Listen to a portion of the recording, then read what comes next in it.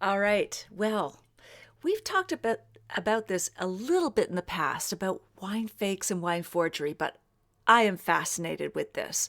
What propels someone to try to fake 1,000 or more bottle of wine worth $1,000? And what propels someone to buy it? Why weren't they doing their homework?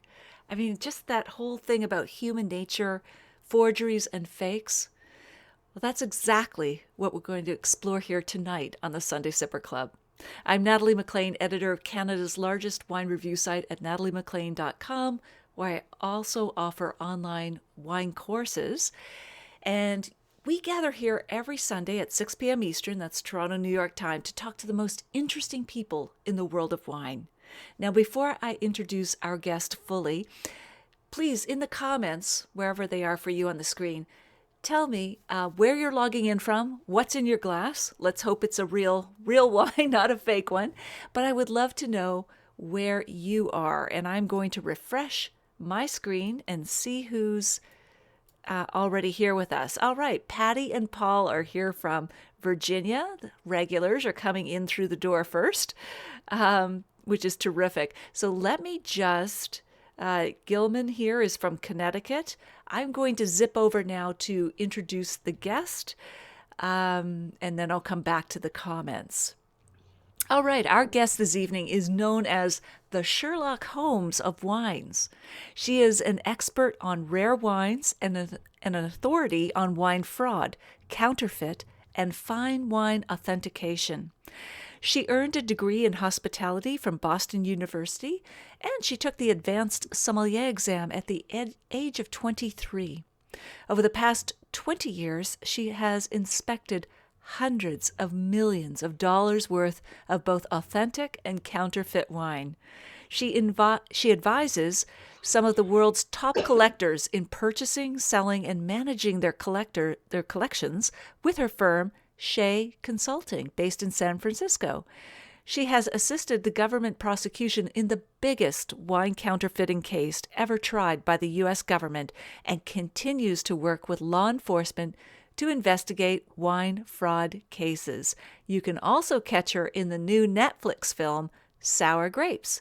And she joins me live now from her home in San Francisco. Welcome to the Sunday Sipper Club, Maureen Downey. Hi, Hello. Hi. hi, How are you? thanks for having me. Oh, pleasure. We are fascinated by this topic, Maureen. To get us started, maybe you can tell us why you became interested in the whole wine fraud. You've got a great wine background and training, but what intrigued you about wine fraud? Um, well, for me, I started learning about counterfeit wine really when I was working at a wine auction house in New York in 2000 at my own company, and started to encounter counterfeit wine. The only way that I knew that it was counterfeit is because if you put a bunch of bottles up and one of them doesn't look the same, it goes back to the Sesame Street training of, one of these kids is doing their own thing and it didn't fit. And as soon as I started finding that, I thought it was just crazy. And I started to learn more and more about it. Had a little run in with Hardy Rodenstock where he taught me a thing or two in the process of making sure he wasn't buying his own counterfeit, I think. And I just started to really notice it. I have a little bit of OCD goes a long way when you're trying to look at anomalies, so that helped. And then I became really fascinated with the fact that nobody else seemed to care. So all of those things kind of came together and have propelled me through my career for the last 20 years. Huh, wow. Now, Hardy Rodenstock, is that the character, the central figure in Benjamin Wallace's Billionaire's Vinegar? He is Hardy Rodenstock. His real name was Meinhard Gorka. He was a German music promoter turned wine aficionado turned creator and peddler of some of the most famous counterfeits that we know because so many of them got 100 points, which really kind of created the market moving forward. He's the godfather of modern counterfeiting, you might say, for wine. Quite a distinction, being ground zero for counterfeiting. Now, when you say 100 points, are you referring to probably Robert Parker scores or Wine Spectator? I am. So what happened when in the 80s when Robert Parker was coming up, he had several different vendors that he worked with, people that he knew, people that seemed to be legitimate. And one of those were the guys at Royal Wine Merchants. And they introduced Robert Parker to this Hardy Rodenstock man who seemed to have all of these amazing wines. And very famous 100-pointer. It's like 1945 Lafitte, 1961 Liqueur Pomerol, 1961 Petrus, and things like that. And it's, there is some question because nobody has experience tasting these wines over and over again, except for maybe Serena Sutcliffe and David Peppercorn. But, over time, wine changes so much that you cannot taste these wines for authenticity. And they were given 100 points, and he wrote descriptions. And those descriptions have been used by other counterfeiters to create counterfeits as well. And we know that Hardy Rodenstock made quite a number of counterfeits himself. Wow, that is quite the story. And I'm going to pause here now. If you are enjoying this conversation, please take a moment to share this video with your friends and followers. And even better, tell them why you are enjoying this conversation. As you know, at the end of every chat, I draw for a winner from last week's conversation. Last week's winner will win a copy of The Wine Lover's Daughter by Anne Fadiman. This week's winner will be drawing for two winners. And I'm going to actually ask Maureen to describe the prizes. So, Maureen, you're offering generously two prizes. One is a year's subscription to Wine Fraud. Tell us what that is and why someone would want it.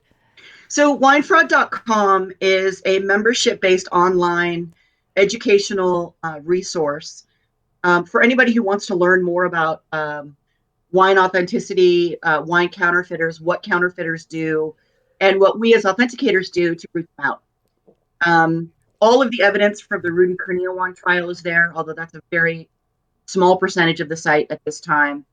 But there are tens of thousands of different images of real and counterfeit old and rare bottles that people can look at to learn, what an authentic wine is. Huh. And the other thing that we're offering, so the second prize, or the second, not second place, I'm offering two things, is two presentations to our upcoming wine fraud and counterfeiting presentation and authentication training in New York in March, either March or April. And the presentation is the morning, and it's a 3-hour-long presentation about wine counterfeiting and wine fraud, all the different aspects of it. Because wine fraud is a lot bigger than just counterfeit wine, and counterfeit wine in and of itself is many different topics. Oh. So, if people are interested, those are available. Absolutely. And those are available to those of you who share that. I would think those are of interest to anyone who collects wine, as well as to those in the trade, meaning wine agencies, wineries, and so on. Maureen, I'm just going to take a moment to pop over to the comments. Just let me click on here and get to where we are with the comments, because I love how these are coming in thick and fast. So I'm going to scroll back up to the beginning. So welcome, Gilman from Connecticut, and Christine Vallis Page is here. Maureen Walsh is here from Halifax. Ruth Blakely from Edmonton. And Jason Davies is from London, UK, always a trooper, logging in at what is probably midnight his time. Lisa Stahl is here from Ventura, California. Peter Nielsen from Windsor. Lori Sweet, good evening from Kingston. Massey Amaroni in my glass. Fred Clift, hello from I'm thinking that might be Napa Valley, but I'm not sure. Gus Clemens is here from San Angelo, Texas. And, Fred Clift from Colorado, USA. Fred, I think you're a sommelier, but I'm not sure. Please clarify. Charlotte Cadieux is here. Elizabeth McSween from Ottawa, enjoying a glass of Greek wine. Donna Whitaker is here from Ohio, and she's got a Sonoma wine in her glass. Sam Hawk, who teaches wine classes in Vancouver, is here. Rick Neufeld from Calgary Farmers Market. Excellent. And Douglas Trapasso has joined and Andrea Shapiro in Ottawa. Wow, guys, thanks. So please post your questions for Maureen on this fascinating topic. So, Maureen, when it comes to counterfeit wines, you just alluded to this, but what are the different facets you're looking for to determine what is a fake? Like, I there must be so many, from the label to the cork to this capsule, but can you kind of run through the big things that you're looking for when it comes to a fake? Yeah. So the bottle that I have in my hand, which is what I'm drinking, is English sparkling wine, strenuous craze. Not a perfect example, but I still think a little bit of a visual might be good here. So when we're talking about looking at the bottle for authenticity, obviously we can't open the bottle, nor can we draw out any wine. And even though I know that there are a lot of different companies that claim that they can pull out liquid or they can, look through the bottle and see if it's real, you have to have an example of every kind of wine imaginable for this. If we could start building that database today, great. But anyway, so everything that we have to look at is forensic. So is the glass correct? And, every time anybody who's got a bottle in front of them, you can look at the markings, you can look at the shape of the punt and how the seams are. And, every type of glass is slightly different. If you ever have the good opportunity to meet with Olivier Krug, and you'll see him at a tasting, you'll see him kind of fondling the top of bottles and kind of go, what is he doing that for? He is specifically doing that to make sure that those Krug bottles have the correct thickness of the lip, because he has found counterfeit bottles just based on that tiny difference in glass. For example, this lip isn't quite as thick and it's got a shape to it, whereas Krug is a little bit more straight out and around. So we look at things like glass. We look at things like labels. Is the label the correct size? Does it look like the rest of the bottle? Sometimes you'll have a bottle that has a really beat up capsule and a high fill level and a pristine looking label. And those things kind of don't go. If it's got a really beat up capsule, how is the label so perfect? Or it's got a perfect label and a beat up capsule and a very, very low fill, or excuse me, a beat up a label, a perfect capsule and a very low fill. Well, that doesn't make sense either. Because if there was seepage, if there was, some sort of condition, those conditions should be consistent throughout. And then when we look specifically, I love ink and glue. They're forensics, they're forensic characters. We can actually look at different chemical compounds and properties in paper and glue and age those things and say, okay, well, because this glows under UV light, it must have been produced after this year when the chemical that reacts to the UV light was first patented and used. And then, of course, we use a lot of magnification. And the magnification will show us what type of print method there is, what the true colors of the ink are, what the true nature of the ink is, how the ink was applied to the label. And all of those things together tell us a picture, or paint a picture, and that picture tells us a story of when and where the bottle was created. And, unfortunately, DRC was not authentically making wine in Southern California, in 1914 on a home laser jet printed, computer and printer. So, we could put all these little pieces together and figure it out. It's like CSI for wine, and I imagine that's why you're also called the wine detective in addition to Sherlock Holmes. But I've heard some really amazing things. Are people using sort of banknote technology and infrared to determine like the quality of the label and the paper now?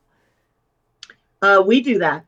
You do We that. definitely do that. Yeah, we have some producers are using paper that has certain codes in it, such that the code of that paper will tell us exactly who milled that paper.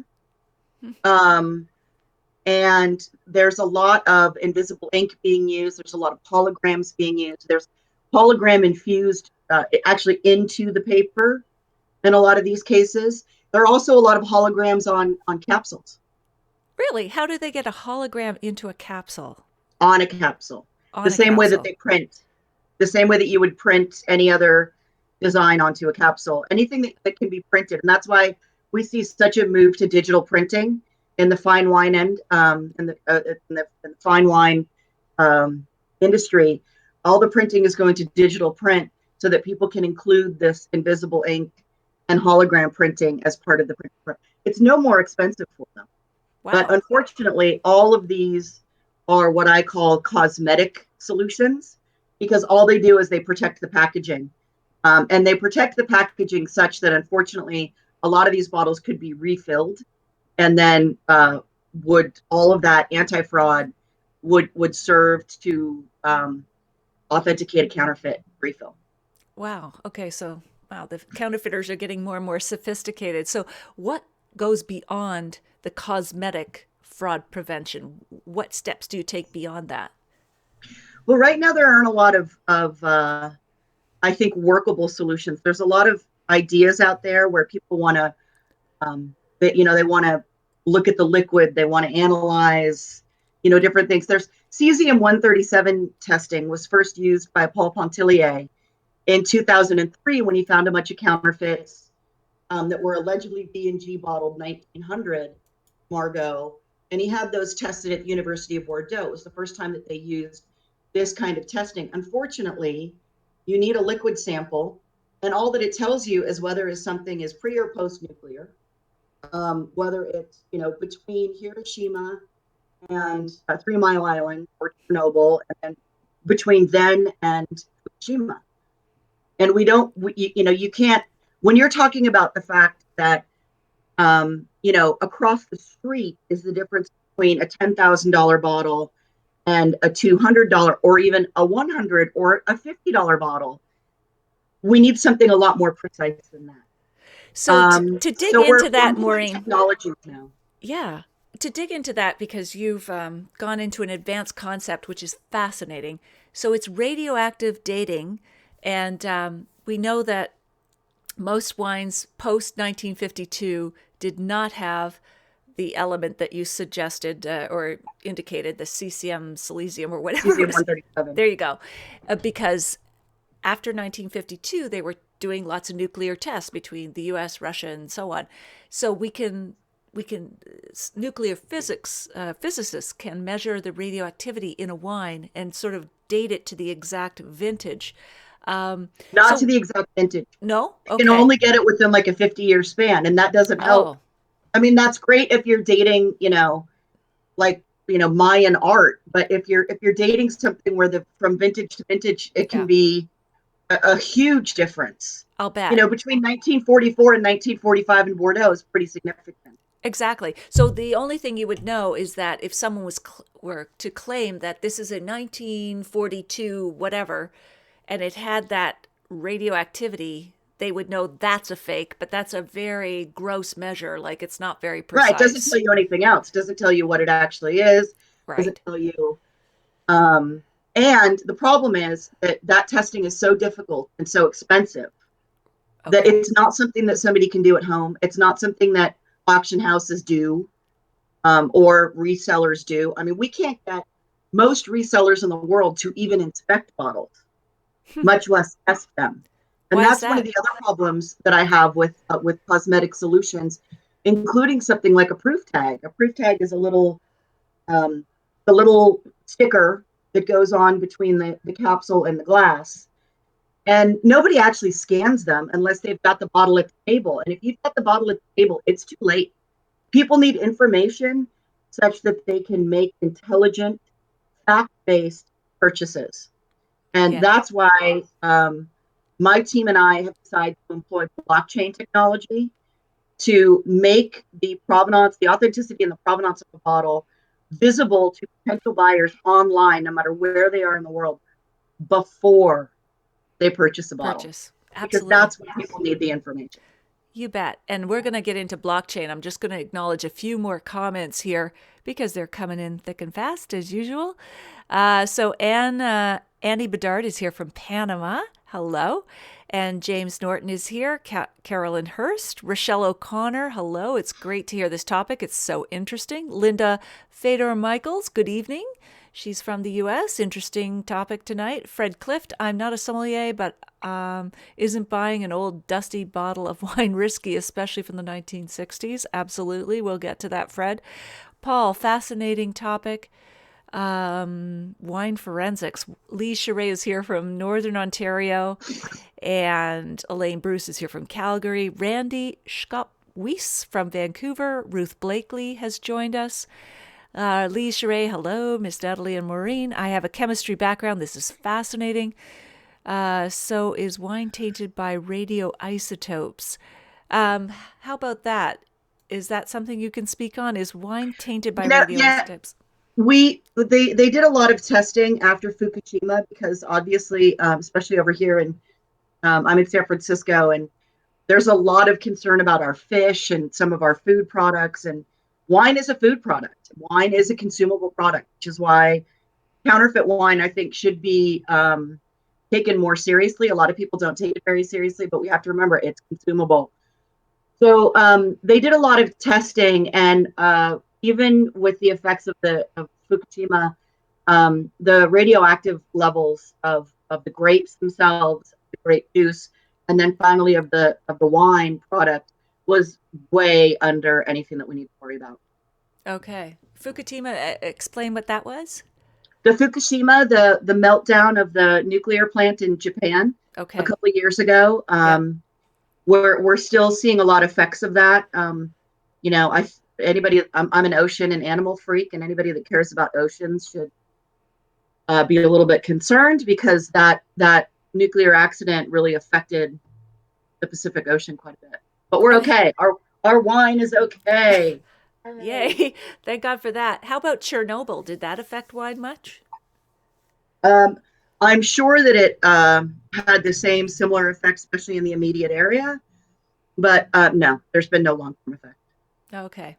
All right. So you were talking about blockchain. So take us into this gently for those of us who are not familiar with blockchain or big techies.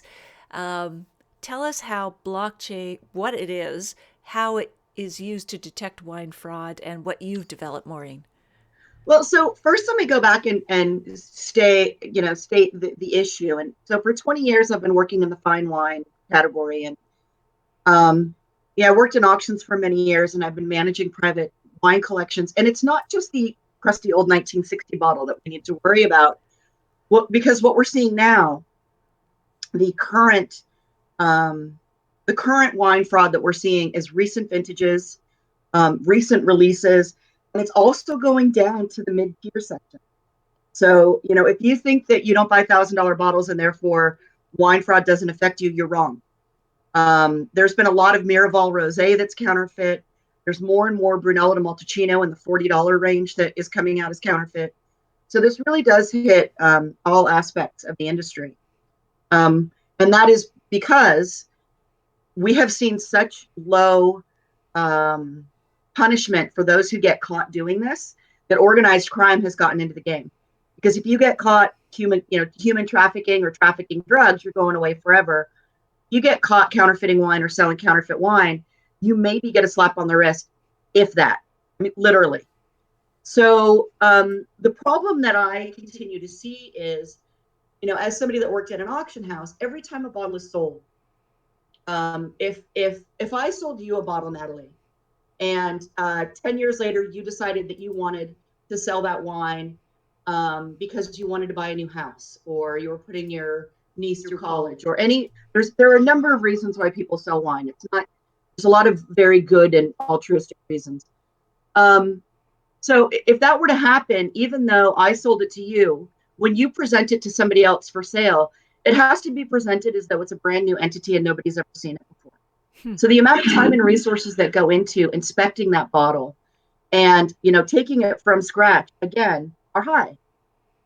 So that was one problem. I wanted a way so that we could follow the provenance of a bottle through the ownership channel and the distribution channel, going back to the producer, in a way that was meaningful and in a way that could be communicated to a potential buyer.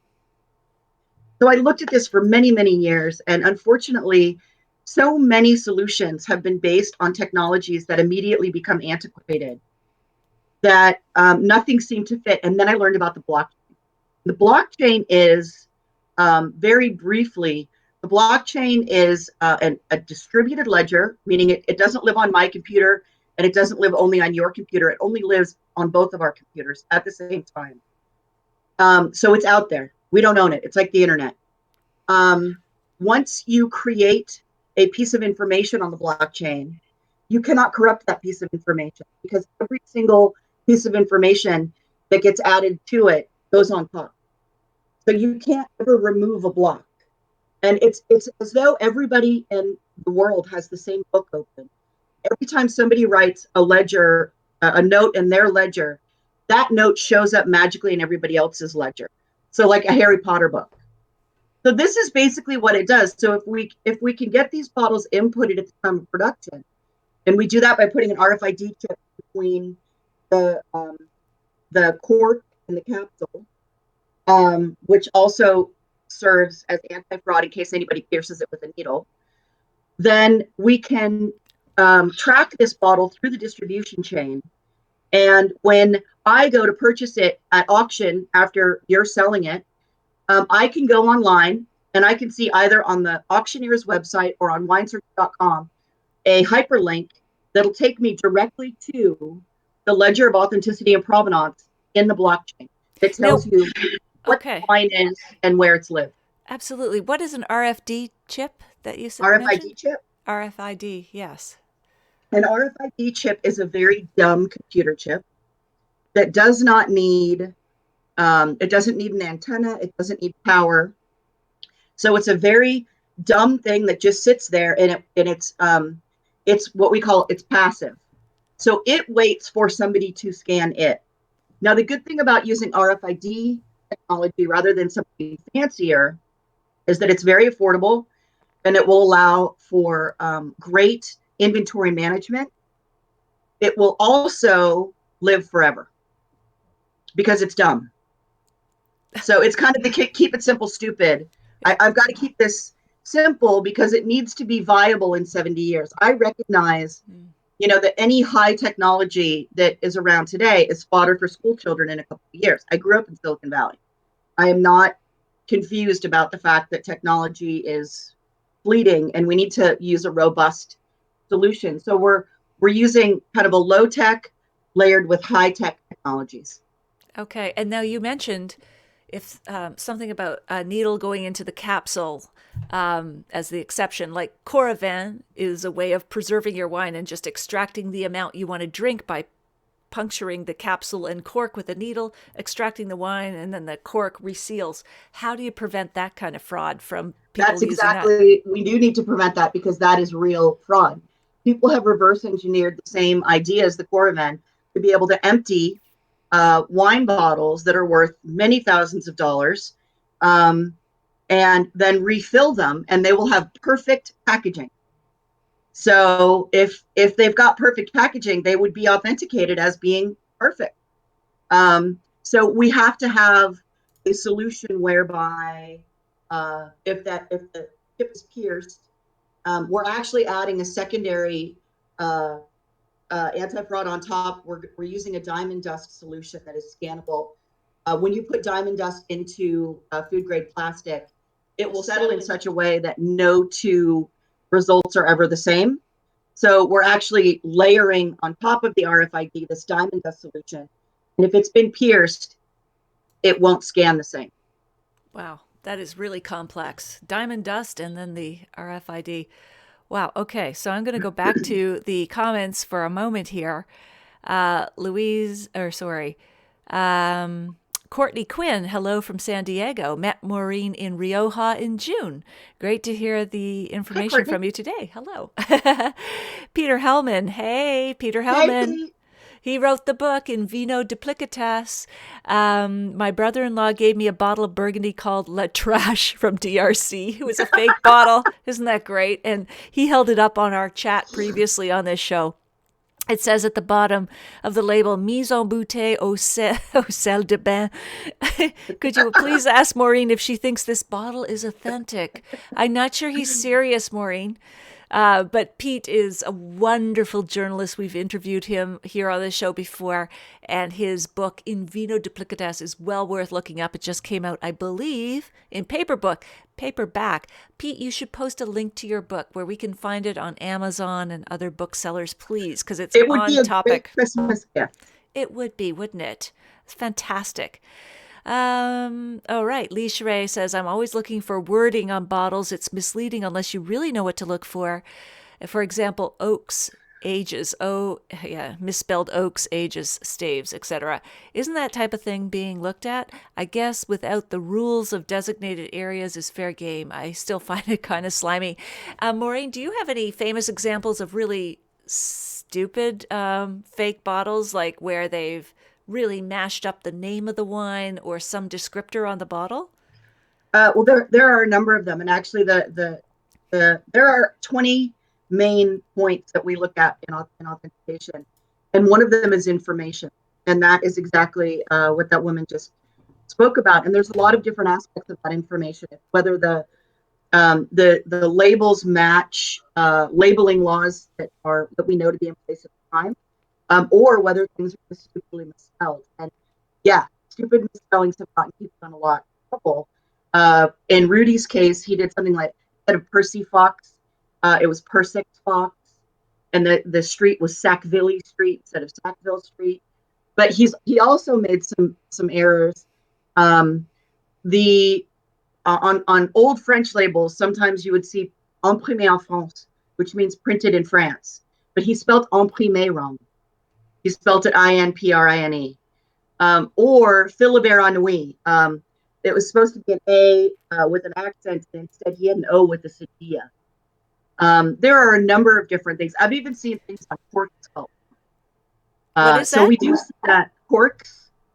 I've seen misspelled corks because people counterfeit corks as well. So we've seen a lot of that. And when it comes to information, some of the things that we look at is, for example, the government formation of any particular company is typically on the front of a French wine label. So DRC will say Société, de la Romanée Conti.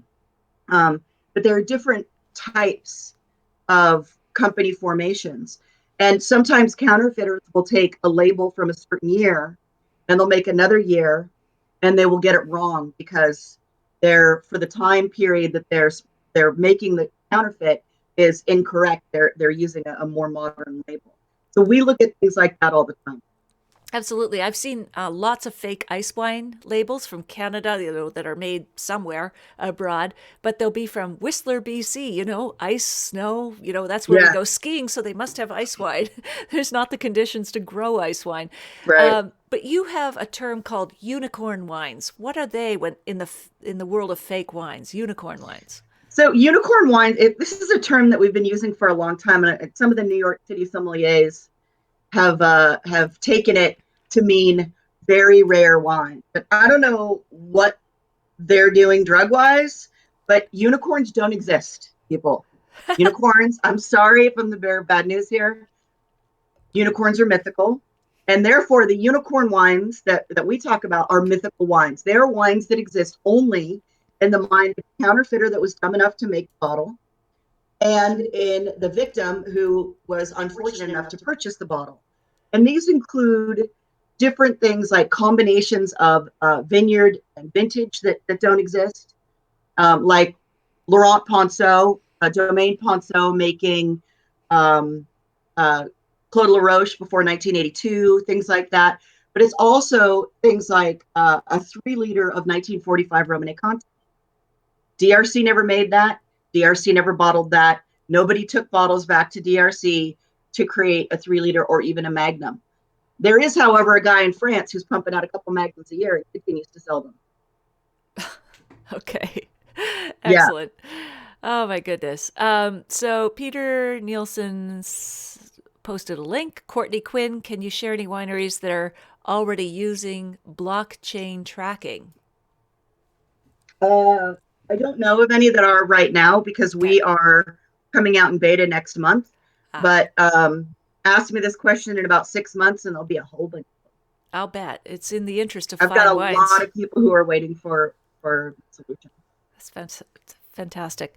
Peter, thanks for mentioning my book, In Vino Duplicatas.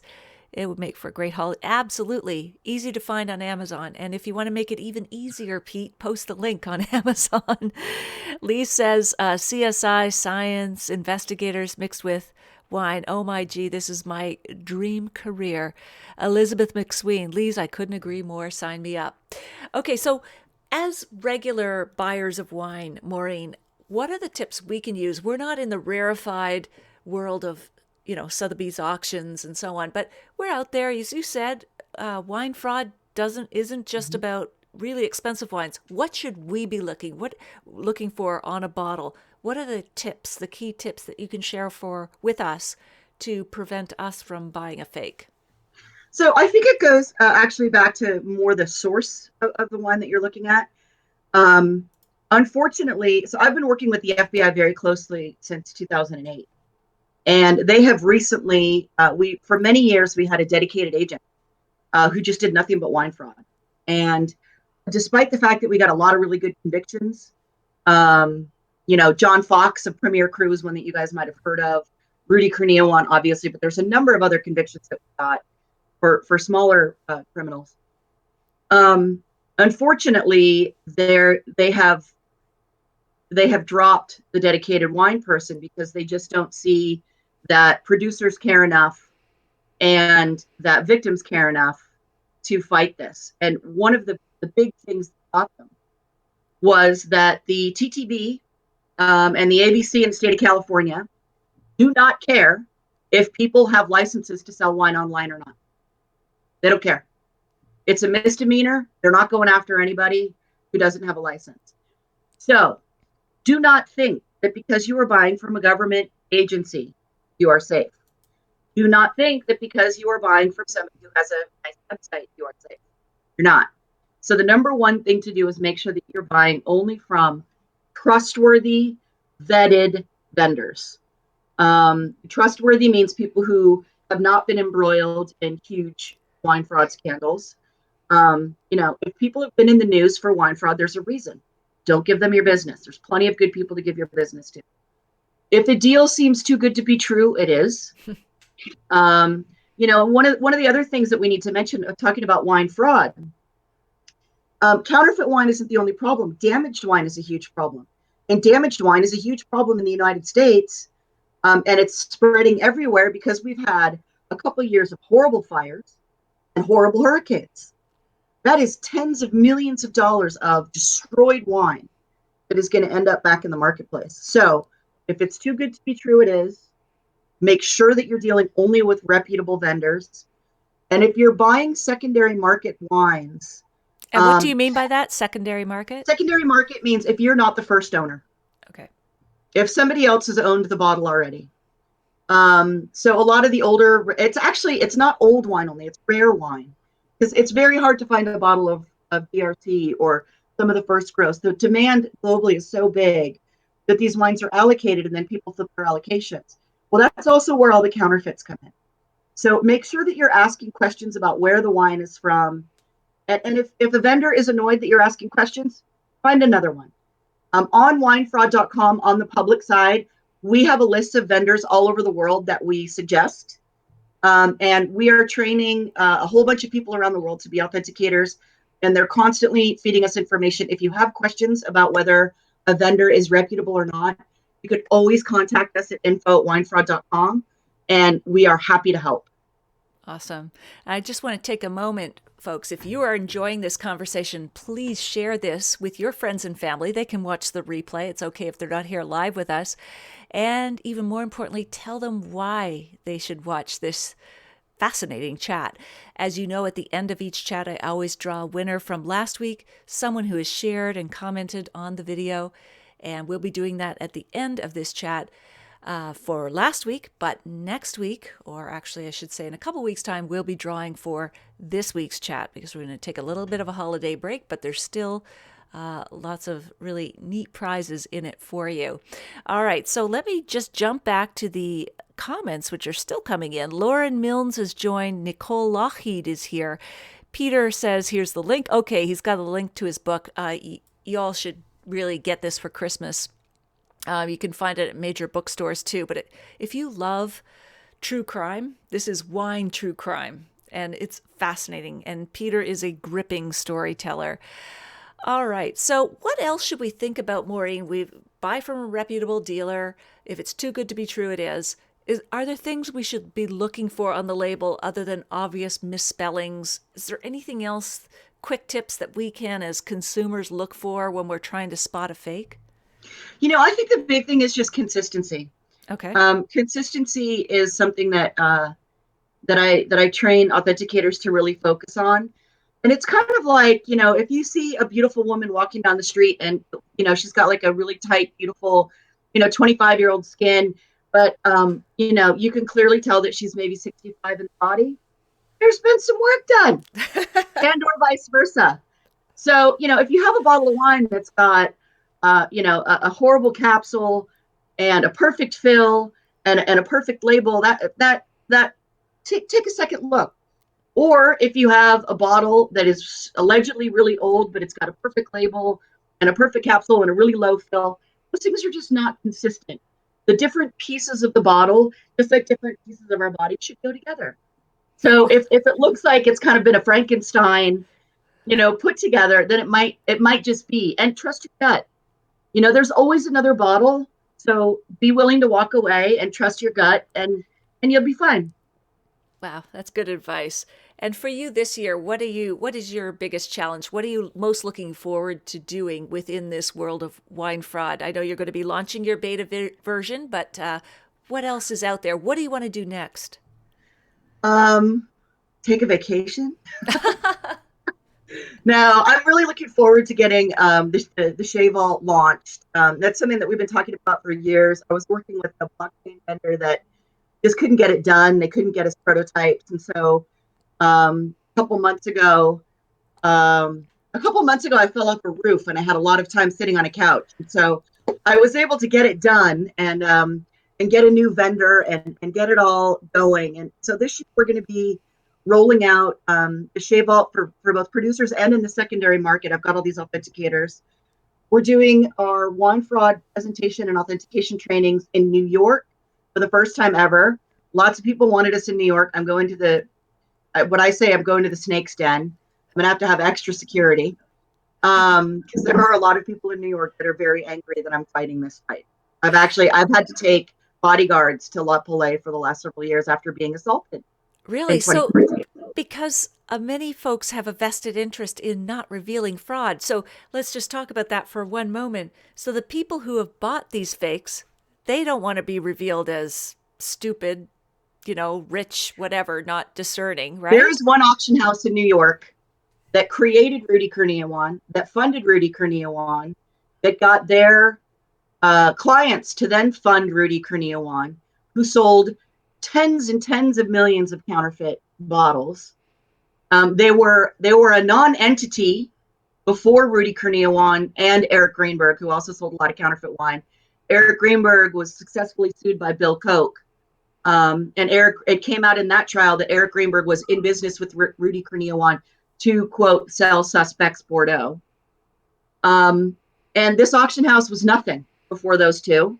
And now they claim to be the largest auction house in the world for wine. So they and their friends, I am not popular, and I also I'm not okay with, some of the tasting notes that are written and the just open misogyny and disgusting behavior. So, and I've been very vocal about that for quite a long time. And that is not, it's not appreciated. No. And being a woman who's whistleblowing, that must be tough. Yeah, it's not easy. Yeah, I'll bet. Fortunately, I have a lot of good friends and supporters like Pete Hellman, who've been really important in this fight. We wouldn't know nearly what we know about Rudy without Pete. Yeah. Without Peter Hellman, Rudy would probably not be in jail. Wow, that's quite a tribute. Excellent. And I would think that the auction houses, as you've suggested, and a lot of the retailers would have a vested interest in, and even some of the wineries, I would say, don't want to think that their wines are out there and are fake. It would damage the brand. So, I mean, when people come forward and they say, buyers come forward and say, this is a fake, I think I've read somewhere where you said they're asked to sign non-disclosure agreements, not to reveal that Almost they're fake. all, almost all of the counterfeit wine that we find in private collections, the vendors will only give a refund to the buyers if they sign a non-disclosure agreement and return the bottles. Wow. Okay, if you have a bottle of Henri Jaillet Richebourg 1978 that you purchased 10 years ago, of course Acker Merrill Condit wants that bottle back because they're going to pay you your $3,000 and then they're going to turn around and sell it for $30,000. Oh, It's become a cottage industry. oh, Vendors are all too happy to take back counterfeits. Only after you sign an NDA, though. I will not be a party to any of those NDAs because the whole thing just makes me ill. So, unfortunately, these wines are not getting taken out of circulation. At the end of Sour Grapes, you saw a couple hundred bottles get smashed. Those bottles were part of Rudy Cornillone's private 5,000 bottle cellar. They were mostly blending wines in that collection. None of those wines are wines that had ever been sold on the market. All of the wines that were sold and or sold in return are still out there. They're still there. And most of the time when we find counterfeits, the vendors require that our clients send them back. So that is really frustrating. And not only do the auction houses this is not an auction problem. Anybody that thinks that this is an auction problem is living in a bygone era. This is a huge problem for retailers and brokers. Auction houses, for the most part, are actually doing something to combat this. They actually inspect the bottles. Most retailers and most brokers don't even ever see the bottles that they're selling. And most retailers would prefer to hide behind willful ignorance. The entire industry is full of willful ignorance. You would think that these seminars that we're doing would be exploding.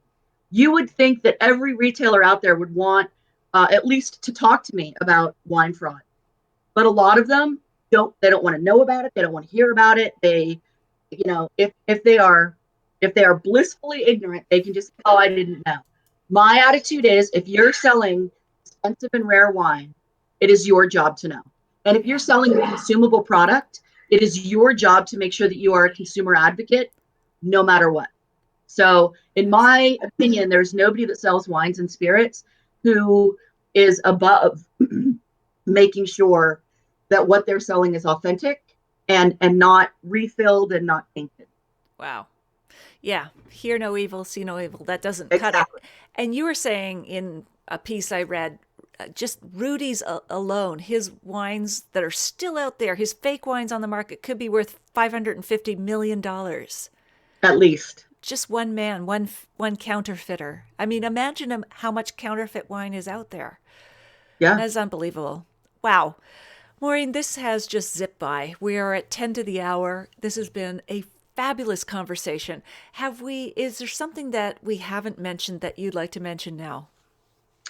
I don't think so. I just, I want for people to know that we really are consumer advocates and, we want people to send us questions and let us know if you've had issues, if there's a firm that you have a problem with.